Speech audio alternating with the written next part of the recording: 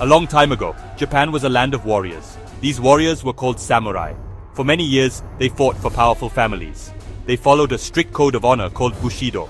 But the true ruler was the emperor, who lived in the capital city of Kyoto. He was seen as a divine figure, a descendant of the gods. The emperor and his court made the important decisions for the country.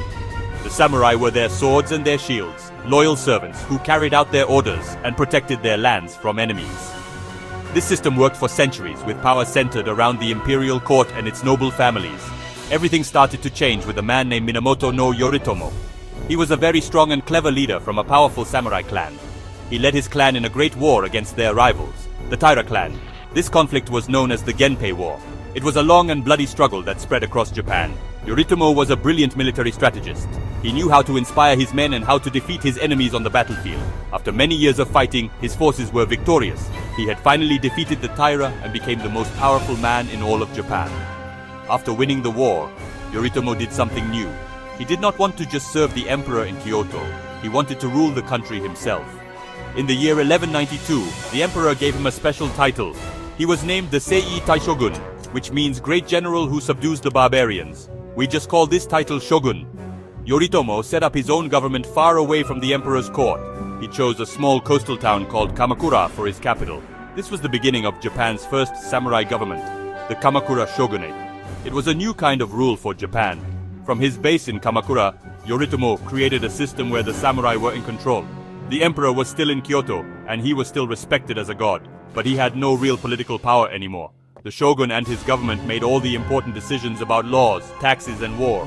This was a huge change in Japanese history. It marked the start of nearly 700 years of samurai rule. Yoritomo had created a new path for his country, one where the strength of the warrior, not the noble blood of the court, would determine who held true power.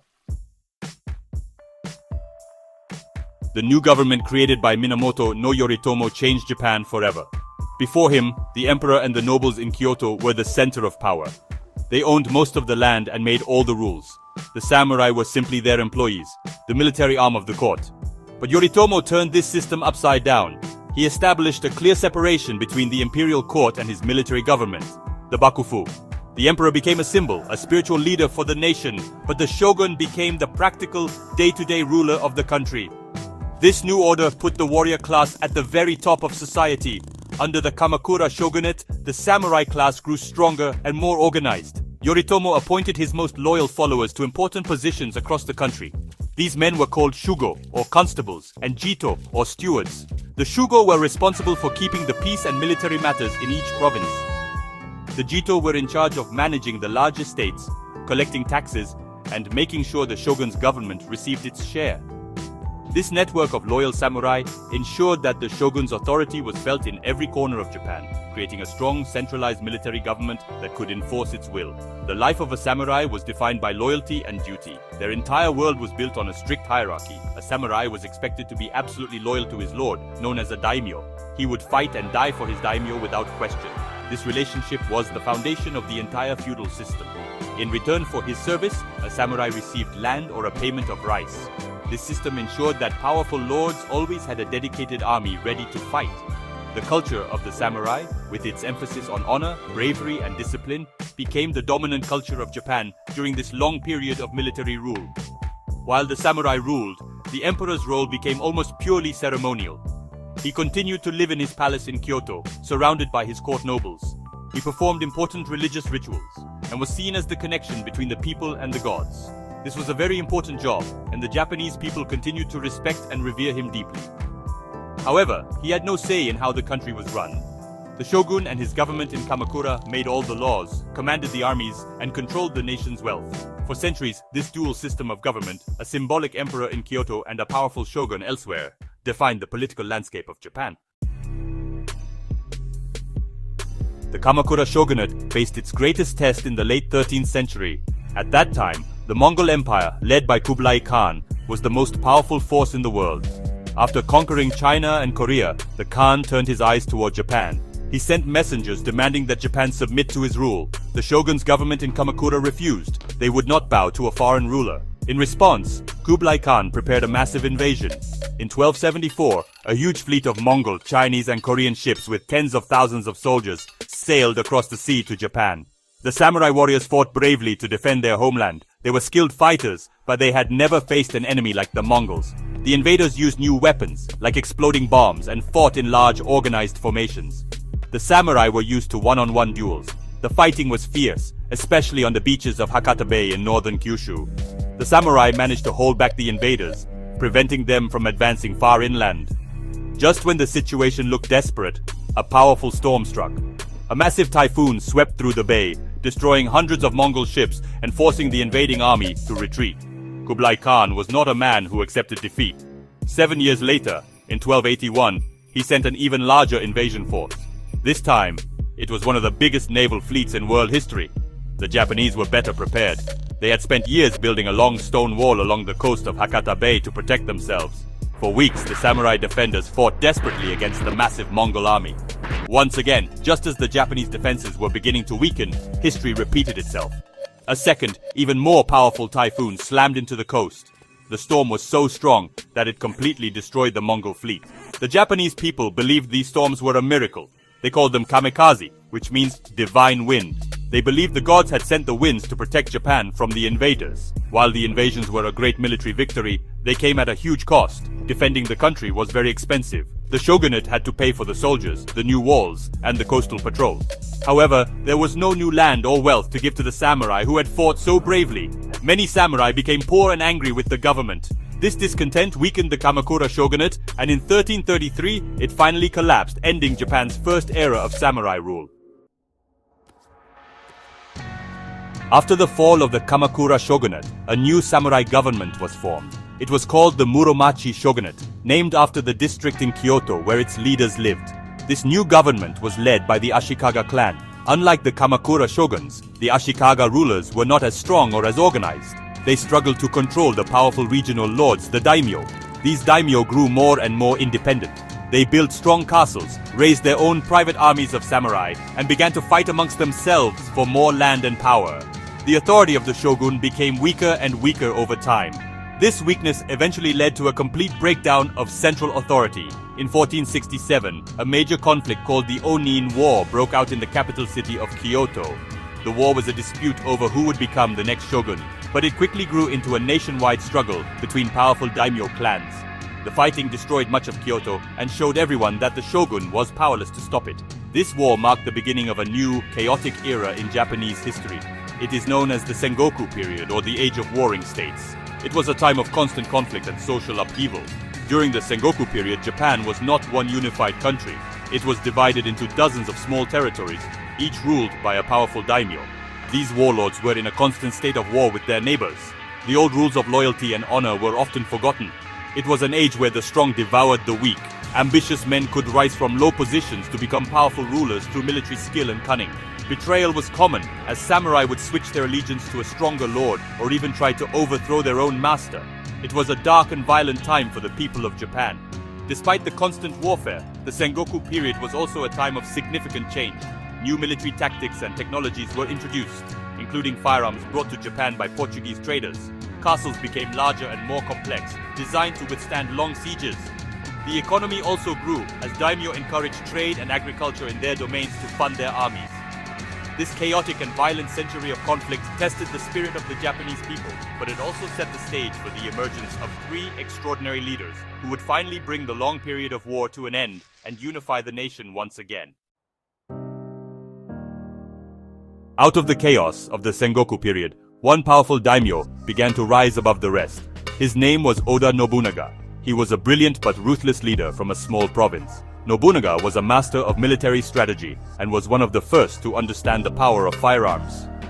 He organized his soldiers into units armed with muskets, which gave him a huge advantage on the battlefield. With his superior tactics and his willingness to be cruel to his enemies, he began to conquer his neighbors one by one. His goal was clear, Tenka Fubu, which means to rule the empire by force. He was well on his way to unifying Japan. Nobunaga's dream of unifying the country was cut short. In 1582, he was betrayed by one of his own generals, Akechi Mitsuhide, and was forced to take his own life. But his mission was not lost. It was continued by one of his most loyal and capable followers, Toyotomi Hideyoshi. Hideyoshi was a man from a humble background. He started as a peasant and rose through the ranks because of his intelligence and loyalty. After Nobunaga's death, Hideyoshi quickly avenged his master and took control of his armies. He continued the campaign of unification, using both military force and clever diplomacy to bring the remaining daimyo under his control. By 1590, Hideyoshi had successfully unified all of Japan. The long century of civil war was finally over. As the new ruler, he made many important changes. He created a strict class system, disarmed the peasants so they could not rebel, and conducted a massive land survey to organize taxes more effectively. He was a powerful and ambitious ruler, but he could not become shogun because he was not from a samurai family. Even so, he ruled Japan as the imperial regent. His rule brought stability to the country, but his ambition later led him to launch 2 failed invasions of Korea, which weakened his government. When Hideyoshi died in 1598, he left behind a young son. A council of 5 powerful daimyo was supposed to rule until the boy was old enough. However, the most powerful of these lords, Tokugawa Ieyasu, had his own plans. Ieyasu was a patient and cunning strategist who had served both Nobunaga and Hideyoshi. After Hideyoshi's death, he saw his chance to take power for himself. In 1600, at the Great Battle of Sekigahara, Ieyasu's army defeated the forces loyal to Hideyoshi's son. This victory made him the undisputed master of Japan.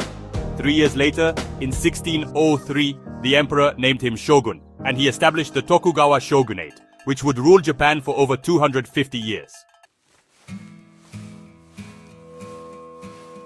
After the victory of Tokugawa Ieyasu, Japan entered a long period of peace and stability.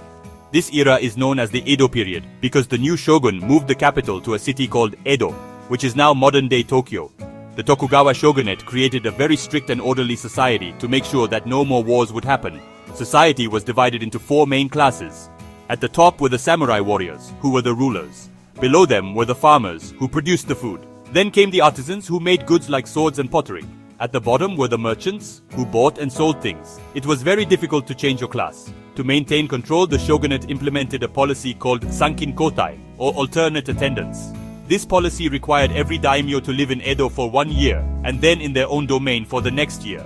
When they returned to their lands, they had to leave their wives and children behind in Edo as hostages. This was a clever way to keep the powerful lords loyal. The constant travel was very expensive for the daimyo, which meant they did not have enough money to raise armies and challenge the shogun. This system helped the Tokugawa family maintain its power and ensured peace throughout the country for centuries. The Tokugawa shogunate was also worried about foreign influence, especially from European missionaries and traders.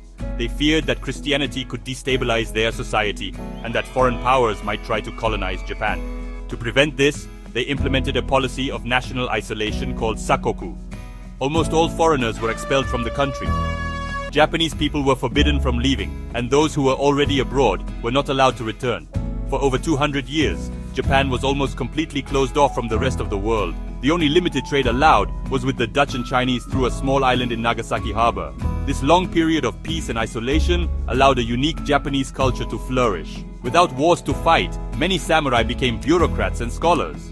In the growing cities, a vibrant urban culture developed, especially for the merchant class. This was the time when new forms of art and entertainment were born.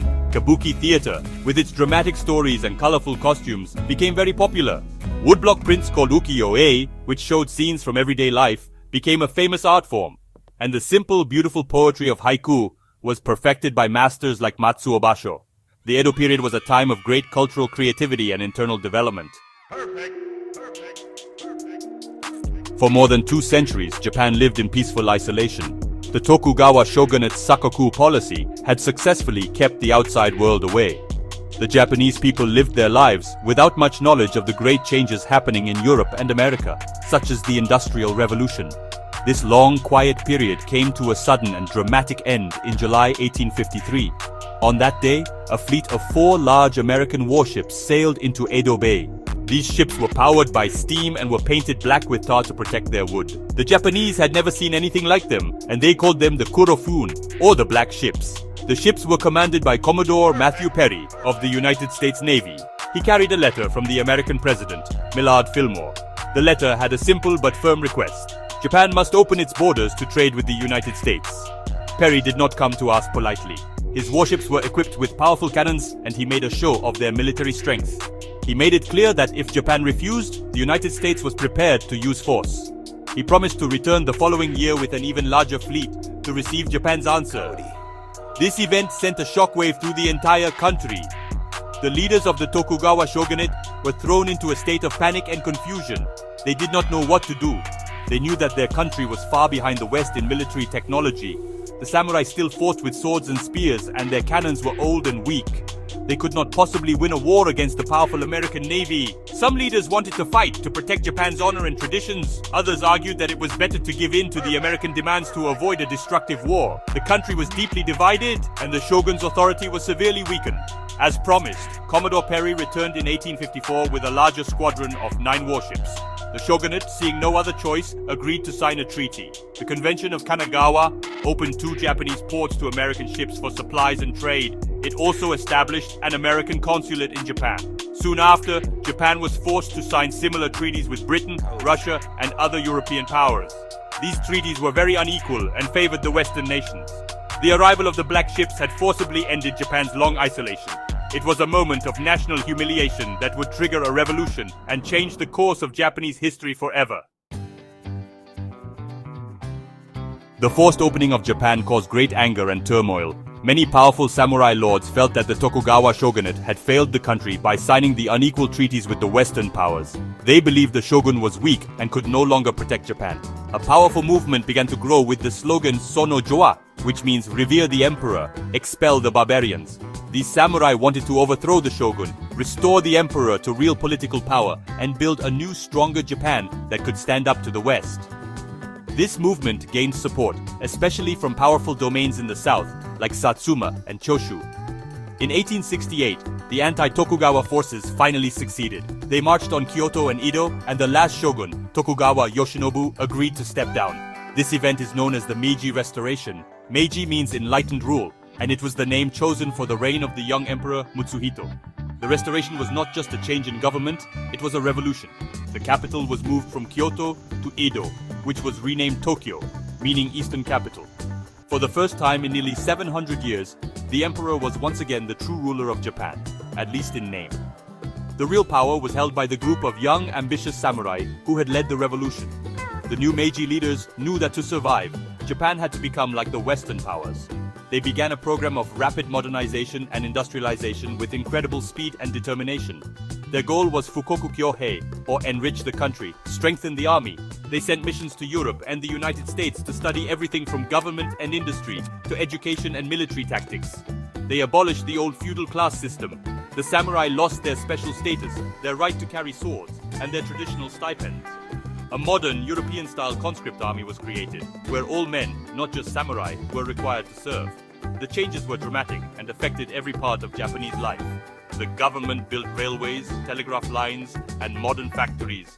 A new constitution was created, based on the German model, which created a parliament called the Diet. A national education system was established to teach all children. Japan transformed itself from a feudal, agricultural society into a modern, industrial nation in just a few decades. This incredible period of change was not always easy, and it came at a high cost to traditional ways of life. But the Meiji Restoration successfully set Japan on a new path to becoming a major world power. The rapid modernization of the Meiji period turned Japan into a formidable military power. To secure resources for its growing industries and to compete with the Western colonial powers, Japan began to expand its own empire. In 1894, it went to war with China over influence in Korea. In the First Sino-Japanese War, Japan's modern army and navy won a surprisingly quick victory against the much larger Chinese forces. 10 years later, Japan shocked the world again by defeating Russia in the Russo-Japanese War of 1904 to 1905. It was the first time in modern history that an Asian nation had defeated a major European power. These victories brought Japan new territories, including Taiwan and Korea. This growing military power and imperial ambition eventually led Japan down a dark path. In the 1930s, the military gained more and more control over the government. Japan invaded Manchuria in 1931 and launched a full-scale invasion of China in 1937. In 1941, Japan attacked the United States at Pearl Harbor, bringing America into World War II. The war in the Pacific was long and brutal. After years of fighting, Japan was facing defeat. In August 1945, the United States dropped atomic bombs on the cities of Hiroshima and Nagasaki. Faced with this unimaginable destruction, Emperor Hirohito announced Japan's surrender, ending the war. The defeat left Japan in ruins. Its cities were destroyed, its empire was gone, and the country was occupied by Allied forces, primarily the United States. Under the American occupation, Japan underwent another dramatic transformation. A new constitution was written, which is often called the Peace Constitution. It declared that Japan would forever renounce war and would not maintain a military for offensive purposes. The emperor was stripped of his divine status and became a symbolic head of state, much like he was under the shoguns. The country was rebuilt as a democracy, and the focus shifted from military power to economic recovery. From the ashes of war, Japan achieved another miracle. With hard work, innovation, and support from the United States, the country rebuilt itself and experienced incredible economic growth. In the decades after the war, Japanese companies like Toyota, Sony, and Panasonic became world leaders in technology, cars, and electronics. By the 1980s, Japan had the second largest economy in the world. The journey from the first shogun to a global economic superpower is a long and complex story of change, adaptation, and resilience. It shows how a nation can fall and rise again, learning from its past to build a new and peaceful future.